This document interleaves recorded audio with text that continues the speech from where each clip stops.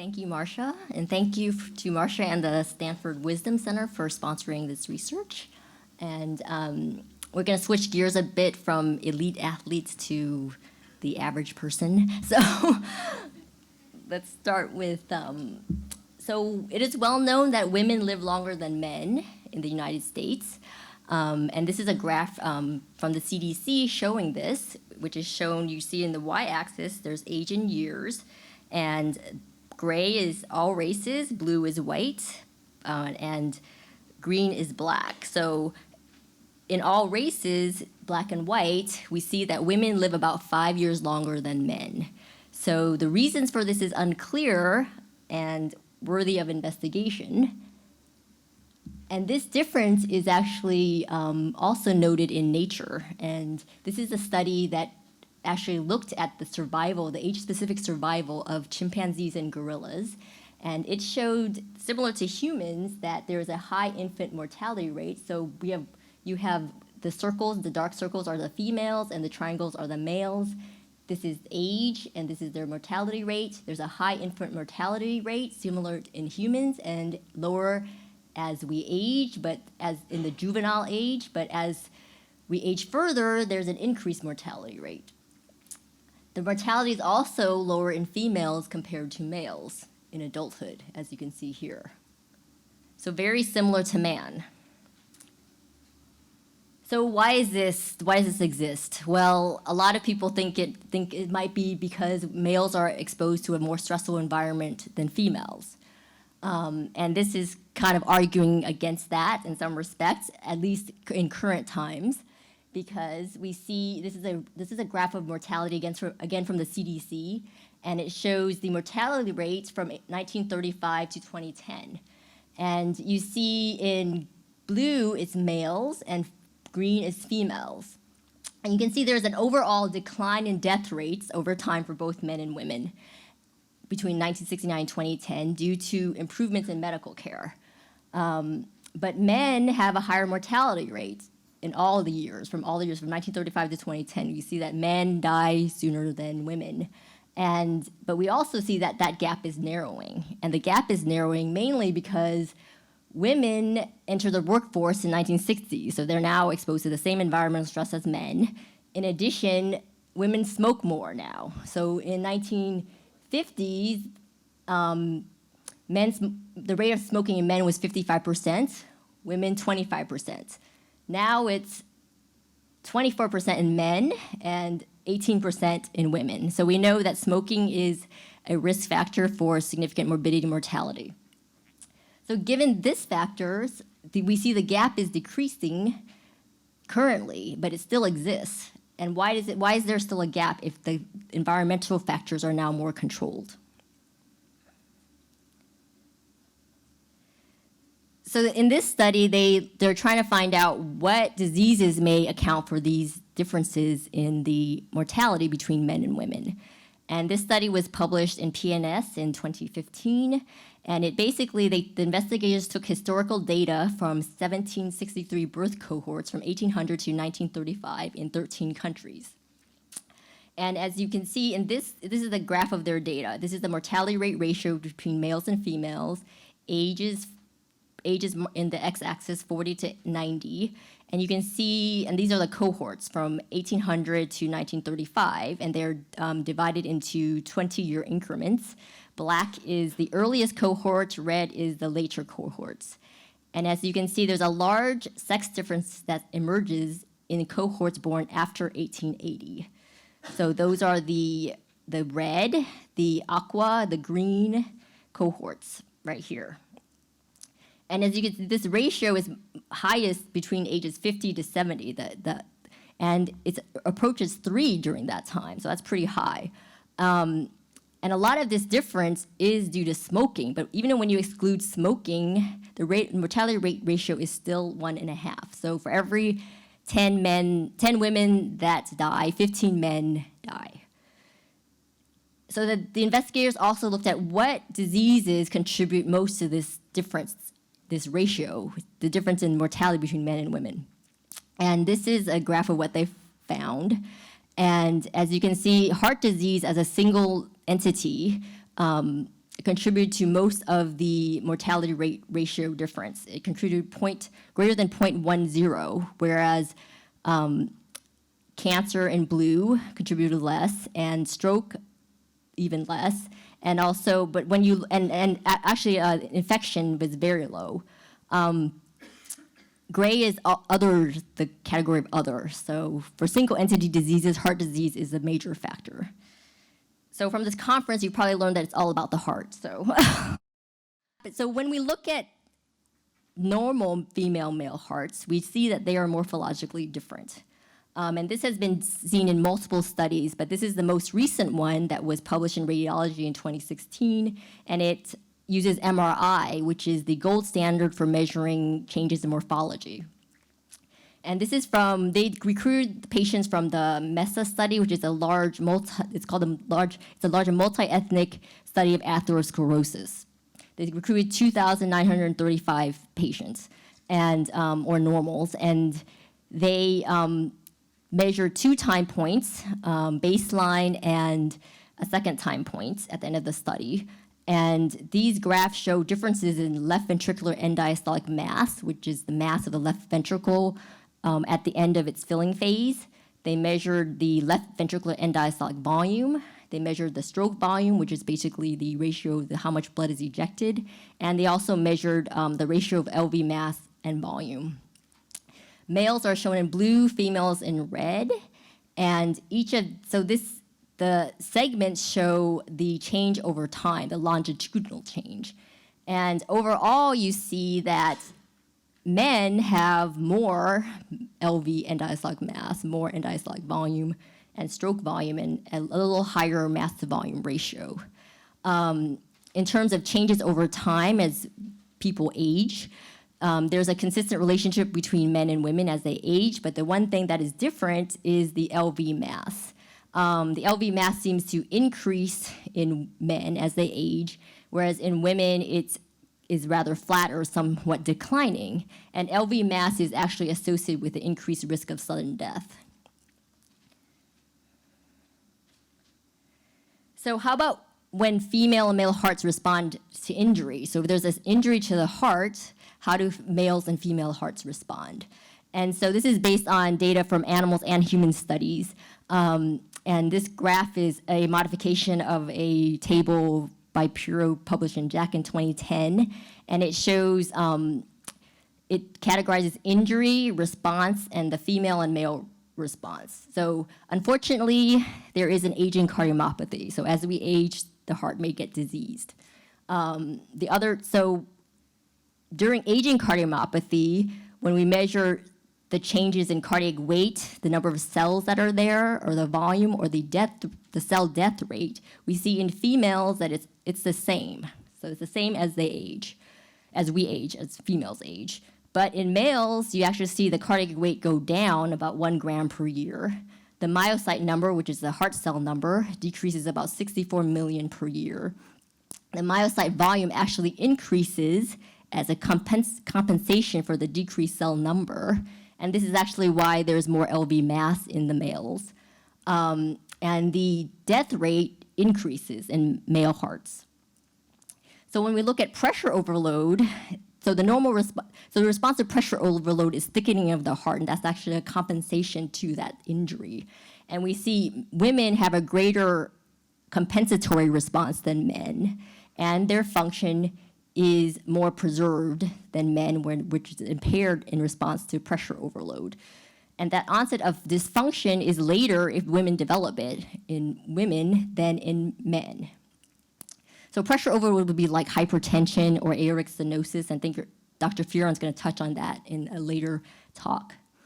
So in terms of volume overload, when the heart sees more volume, we see that women maintain their volumes, it's actually a little smaller, and men, the volume gets larger. There's better adaptation in terms of the heart getting a little thicker, and in men, we don't see that. And that thickening of the heart maintains the function in women, whereas in men, it's decreased. How about heart attack? Well, again, for heart attack, there's a lower death rate of the cells in the injured area in women versus 10 times higher in men. The mortality rate is actually 3 times lower in women than in men.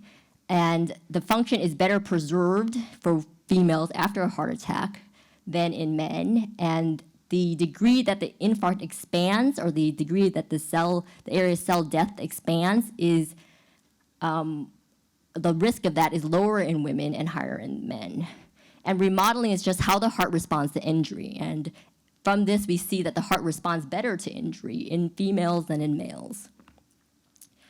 So I guess it's better to be a woman than a man. So this study actually is in animals, but it kind of highlights the beneficial effects of estrogen versus the potential deleterious effects of testosterone. And it was the first study to show this. And essentially what they did is they had surgeries. They put the mice under surgery to create a heart attack and also to castrate the mice. So this created a situation where they could give the female testosterone and see what happens to the function of their heart, which is the ejection fraction. And this is the time where they plotted the ejection fraction changes. And as you can see, the females that received testosterone, regardless of whether or not they had their ovaries, it's shown in the white squares and the white triangles, did the worst. They had the worst heart function after receiving testosterone.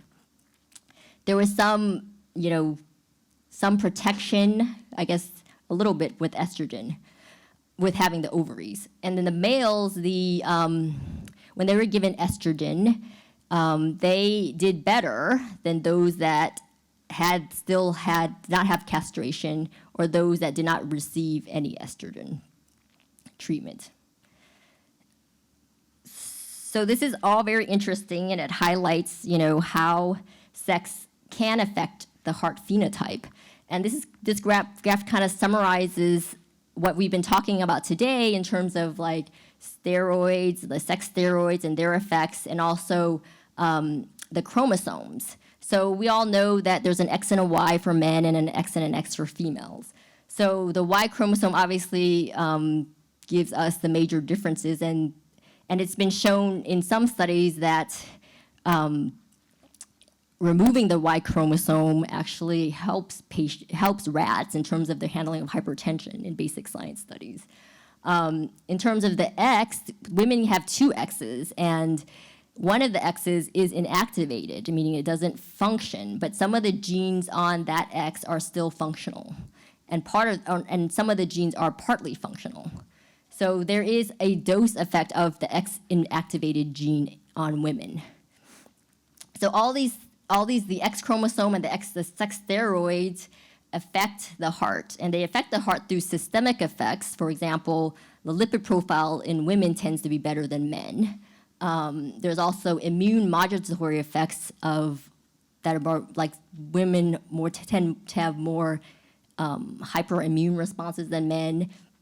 And then there's also effects in uro, and finally there could be direct effects on the heart cells. And this is overlaid by effects of the genetic background and the age. As we age, of course, our sex hormones change, and this makes it all very complicated. So a way to approach this and find, we know that sex hormones and sex chromosomes are important, but what are they actually doing? And one way to approach this is to look at the whole genome expression data in heart cells, or in the heart. And this is a study that we're doing that basically evaluated the whole genome expression of normal hearts, males and females. So this is a profile of the people in this cohort, and basically these are post-mortem donors, so donors who have either died, basically organ transplant, or they just died and wanted to donate their heart to research. So you can see there's 29 males and 17 females. There's no statistical difference between the males and the females in terms of their clinical factors that are noted here. And the donor types are also very similar between the 2 groups. So what we see is that there are a number of genes that are expressed differently in the heart between men and women. So this is a graph showing the percentage of genes and the chromosome number that they belong to. The lightest gray is the female biased genes, and the medium gray is the male biased genes. And we can see that except for chromosome Y, there's a female bias in terms of upregulation of genes. And we saw 178 genes that were differentially expressed in normal male and normal female hearts, 124 upregulated in females, and 54 upregulated in males.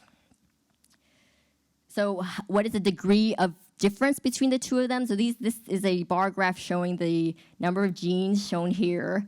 The black bars represent, female biased genes. The white bar represents male biased genes, and this is the degree of difference. So the higher difference is the greater than 2.5, the highest difference. The lower is greater than 1.5. So these are very modest changes between the two. Normally you can see up to 30-fold differences, but this is pretty modest. But it does exist, and we see that most of them are in the 1.5 to 1.99 range, and most of them are female biased. So what biological pathways do these genes belong to? This is basically a table summarizing that, and we see that in terms of function of these genes, a lot of them belong to the immune system. So you see inflammation, you see hematological system development, immune cell trafficking, cell-mediated immune response. So all of these relate to the immune system, and most of them are female biased genes. And in addition, we also see growth and proliferation is also female biased, and cell death and survival is also female biased. So this is all very interesting, but we have some limitations to this study. Basically, we have no information on the levels of estrogen or testosterone in these donors, so we don't know how that influences them. So we have no control over the effective age, which can cause myocardial remodeling. And we cannot differentiate between the effects of sex hormones or sex chromosomes using this data. So you've heard a lot about these special cells that we can make, and this is another slide showing these cells. I'll just briefly go over. So these are iPS cells, and they can be used to model sex differences in cardiovascular health and disease.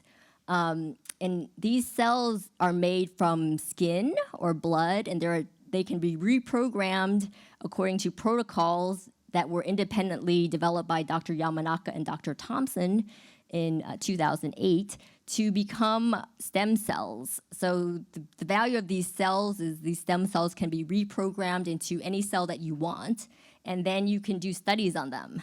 So we can, for example, reprogram it to a cardiomyocyte and evaluate the effects of sex hormones on these cells.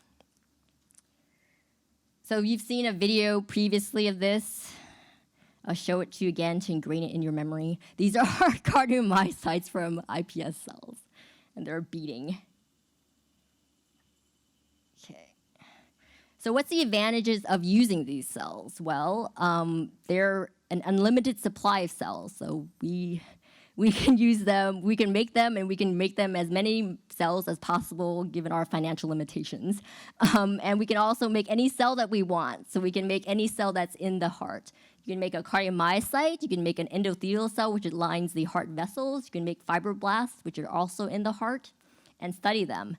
And we can get these cells and get them from healthy donors and disease patients and study them. We can also control the environment that they're in to mimic disease. For example, they could be exposed to hypoxia, which is low oxygen tension, which is the same thing as when you have a heart attack. Or they can be exposed to high glucose levels, which is when you have diabetes. And then we can study how sex steroids modulates those conditions. And so I just want to go to preliminary results from our study of estrogen treatment on these cells. So we see that there is these are female and male cells, and these are two genes that are important in cardiac function.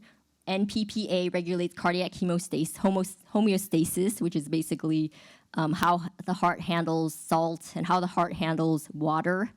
And also, RCAN regulates calcineurin, which is very important in cardiac remodeling, which is how the heart responds to injury. And we can see that estrogen actually increases the expression, not in a modest way, as we saw in the previous data, but it does increase the expression of these genes in female and male cells, a little more in the female line, although it's not statistically significant and we have to do more cell lines. So our future plans for this study would be to continue dosing studies for the sex steroid treatment, assess the global gene expression after steroid exposure, and then expose these cells to different stimuli and see what the presence of hormones, how these hormones affect how the cells respond to injury. So I want to summarize quickly. Females do survive longer than men. Some people think it's normal. Maybe it's not. We should learn more about how female and males, how their hearts develop, age, and respond to injury. We have found that there are a number of genes in the normal heart that regulate immune function and cell growth that are more expressed in women than men. And future studies are ongoing that we're going to use this platform, this hiPSC platform, to study how sex hormones and sex chromosomes affect cardiomyocyte gene expression in health and disease. And I want to thank you for your attention, and I want to recognize actually I shouldn't be putting myself on there, but I should recognize everybody that's contributed to this study. Thanks.